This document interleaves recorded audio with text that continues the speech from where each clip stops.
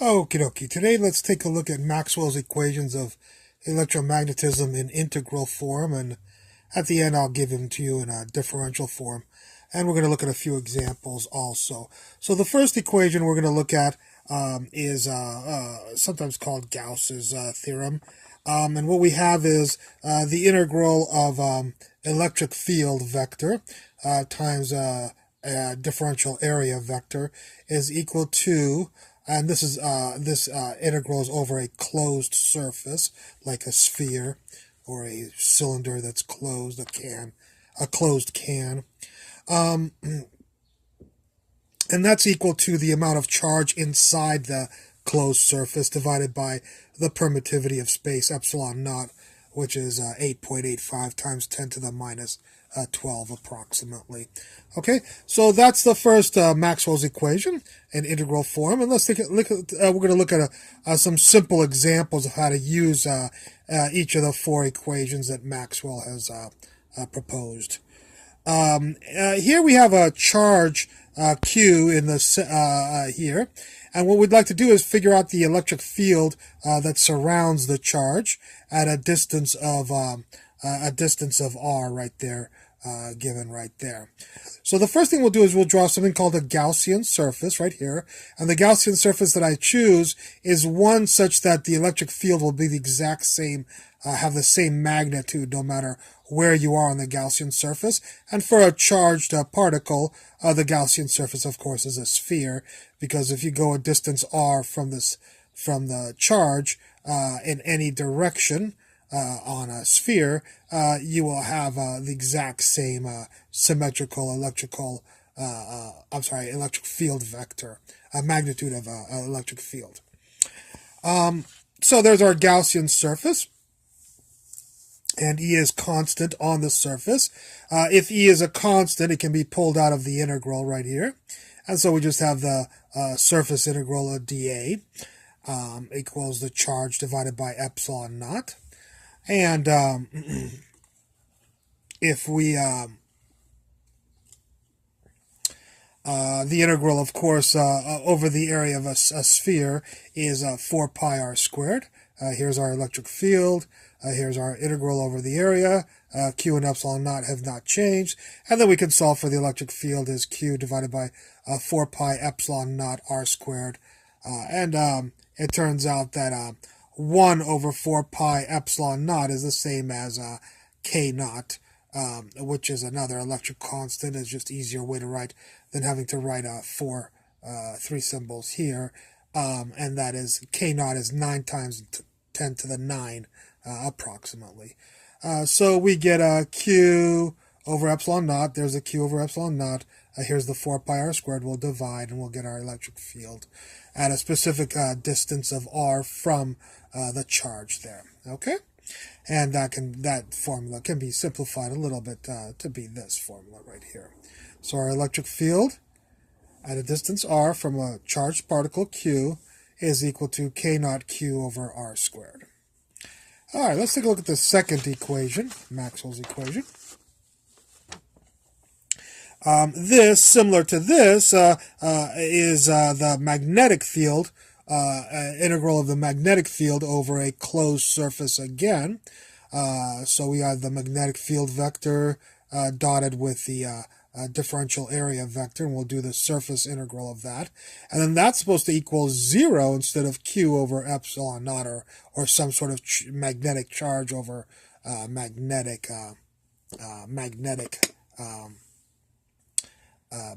constant. Instead it's 0, and we'll explain why here.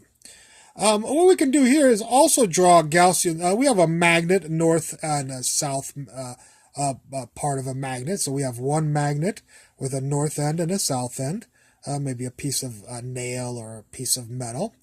And it turns out that if we draw a Gaussian surface for this magnet, we might draw a sphere again. It would not matter whether we drew a sphere or a box, because we're not so much looking for the B field to be equal anywhere, as we are to look at what we're going to actually do the surface integral over all the B fields. And that is that this is really like the flux of the B field through the closed surface. Okay?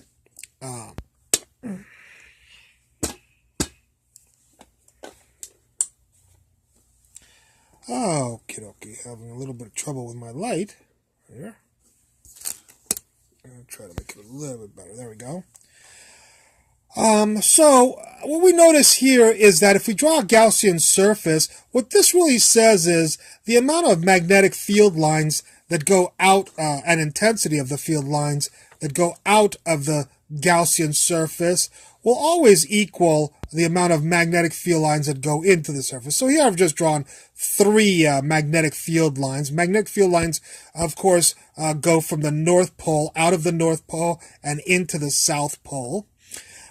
So here's one. It comes out of the Gaussian, it punctures out of the Gaussian surface, but then since it has to go back to the South Pole, it will have to repuncture going in this time into the Gaussian surface to get to the South Pole. And the same thing with this field line and this field line. There's only three of millions and millions of magnetic field lines, but every single field line will have to come out of the Gaussian surface and go back in to get to this South Pole if this is the only magnetic a bar that we have, a magnet that we have. Things can get more complicated with other magnets, but we're assuming we only have one magnet here. So what this integral says is that any field lines that exit the North Pole will enter the South Pole. And so therefore, through this Gaussian, the magnetic flux through this Gaussian surface will always, the total magnetic flux through the Gaussian closed surface will always equal 0. As opposed to here, where the electric field lines will always go out on a positive charge, a positive Q, and these electric field lines will not come back into the Gaussian surface if we have one charge like this. Okay. This is why there are charged monopoles. There are no magnetic monopoles, is what we say here. That we do not have charges of magnets. All right, let's take a look at our third Maxwell equation over here, and that's that the integral, this is a loop this time, it's not an area, dA, this will be dl, which is an arc length, a differential length. So we have the electric field vector dotted with the differential length vector, and we'll do, and this length has to be a closed loop, a simple loop for your mathematicians, a simple curve, a simple closed curve, and we'll be doing the integral about the line, basically what's called the line integral around a closed loop, and that has to equal negative d phi here, and I'm sorry, but I missed out on a little, there we go, the whole equation is right here, negative d phi sub b, the magnetic flux, the derivative of the magnetic flux over the derivative of, with respect to the derivative of time. So we have negative derivative of magnetic flux, phi sub b, and then the with respect to the derivative of time here. So we'll see now an example of that. We have this loop right here, and it turns out that if you have a B field here, fluxing through the loop, changing, if the B field is changing inside the loop with respect to time, we'll want to know the rate at which the B field, dB dt, the derivative of B with respect to t, is the derivative of the B field with respect to time, or how fast the B field is changing with respect to time, the rate that the B field is changing with respect to time. Here our area will be constant, and if the B field changes inside this closed loop, we will cause an electric field to be generated around the loop symmetrically around the loop, and each of the electric field lines here, because they are all a distance r from the center of the loop, each of those electric fields lines will have the exact same magnitude, although not the same direction. Since they have the magnitude, the E field is constant, so in the integral we can pull the E out because it's constant, and we'll just get the integral of the differential length, and differential length is the length around the loop, so the integral of the differential length is the total length around the loop, and that's just 2 pi r, the circumference of a loop, of course. So there's the E field. The integral of the differential length is 2 pi r. The area of the loop is staying the same. It's not changing. So the area of a circle is pi r squared. By the way, I'm doing, of course, this equation, Maxwell's equation, became this, and this is becoming this. So the area was constant. We could pull that out of the flux, by the way, of course, is equal to the magnetic flux. We'll put the note here. The magnetic flux is equal to the B field times the area. So since the area is constant, we can pull it out of the derivative. So there's the area in this in the flux here. And the B field, though, is changing with respect to time. So we have dB dt. And the area of a circle, again, is pi r squared. So this becomes this becomes this, the area becomes pi r squared, and the dB dt is just the rate at which the magnetic field changes inside the closed loop with respect to time. And if we solve this for the electric field, or we could solve it for any other variables, just like we could have here, we could solve for Q or R, and so on. We could solve for anything, but we'll solve for the electric field. And the electric field, if you do a little bit of algebra on here, you'll get this. All right, so that's the third Maxwell's equation. Let's take a look at the fourth Maxwell's equation. Here's the Maxwell's fourth equation, which is the integral of the magnetic field vector dotted with the differential length vector is equal to mu naught, which is the permeability of free space.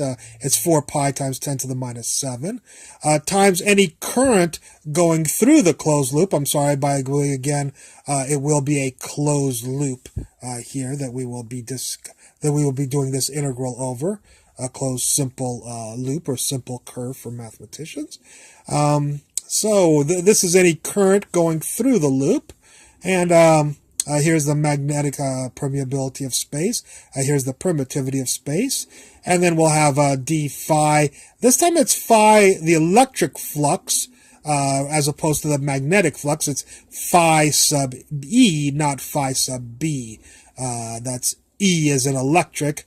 The last one was phi sub B, which was magnetic. B is for magnetic fields. And here I actually wrote out the flux electric is the electric field times area, just like the magnetic flux was the magnetic field times the area. So anyways, this is our equation, the derivative of the electric flux with respect to time. Okay, let's take a look at an example of how to use this equation. Here we have a circle again. This time, though, we're going to have a changing electric field fluxing through the closed loop here. Here's the changing electric field with respect to time. And we're going to have some currents going in and out of the loop also, just so we can fully utilize the entire formula. So here's a current going this way, and current, by the way, is the definition of current in physics is positive charge carriers are moving this way. And here we have, that's I4, current 4, here's I1, and here's I2, and here's I3 that's outside the loop, and we'll see how all of those play into the equation.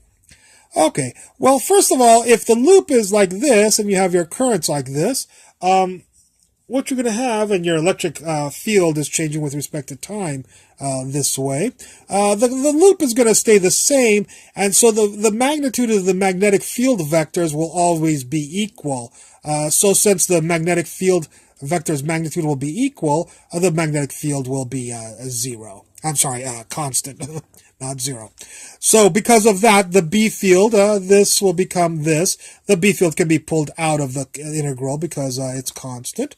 And we'll just get the integral of the differential length of the loop, which of course will turn into 2 pi r right there. There's the length of the loop is the circumference of a circle. Then we'll have mu naught, and sometimes a lot of people don't tell you that this is not one current always. This is sometimes a bunch of currents. So actually a better formula for the Maxwell's formula, fourth formula, is that it's the sum of the currents, not necessarily just one current. So here's our mu naught right there. Well, let me finish this. So it's mu naught times the sum of the currents that are going inside the loop. And then we have the mu naught and the epsilon naught. The area is constant also. And so we can pull that out of the derivative right here. We can pull the area out. And the electric field is changing with respect to time. Okay, so the B field is constant. The integral of the differential length is 2 pi r. It's the integral of the length around a circle. Here's our mu naught, and here's where we sum up the currents that are inside the loop. Now, I1 is inside the loop, and it's going in the same direction as dE dt. Since that's positive, we'll consider that positive, since it's going in the same direction. I2 is also going in the same direction, so it's positive. But I4 is going this way in the loop, and we'll have to consider that negative. How about I3? I3 is not in the loop at all, so we do not include it, because this is only the sum of the currents that are inside the loop, not any currents that are outside the loop. Okie dokie. So there's our current consideration, or considerations of the sum of the currents. And now we have the mu naught epsilon naught, mu naught epsilon naught. The area of a circle, of course, is pi r squared. So there's our pi r squared. And then we'll have our dE dt, the derivative of the electric field pulsing through the loop, closed loop, with respect to time. Okay? So here we can solve for any of the variables or even constants if you want to check out a constant and you know all the other variables and you want to measure the constant, whatever you want to do. I just decided to solve for the B field here, was considering what would be the B field around here. And so I divided by 2 pi r these two right here. And so if you solve for B here, you'll get this just to, in this example of the fourth Maxwell's equation. So those are the integral forms. They have integral forms of Maxwell's equations. Maxwell's equations also have what's called differential forms. And I will go quickly through these so I can make this, hopefully this video less than 20 minutes. It's getting pretty long. So here we have del, which of course is the partial derivative, x, y, z vector, dotted with the electric field vector equals, rho is the charge density, electric charge density, divided by epsilon naught. Here we have, that's the first Maxwell's equation in differential form. Here we have del vector crossed with, this was dotted, this is crossed with the electric field, is equal to the partial derivative of the magnetic field divided by the, the partial derivative of the magnetic field with respect to time. Here we have del vector dotted with a B magnetic field vector equals 0. And here we have the speed of light squared times del crossed with the magnetic field vector equals the partial of the electric field vector with respect to time plus the current density, that's J vector, the current density divided by epsilon naught. All right, I just made it under 20 minutes. Not bad. Okay, I hope you enjoyed this lecture, and I look forward to any comments at the bottom. Thank you very much.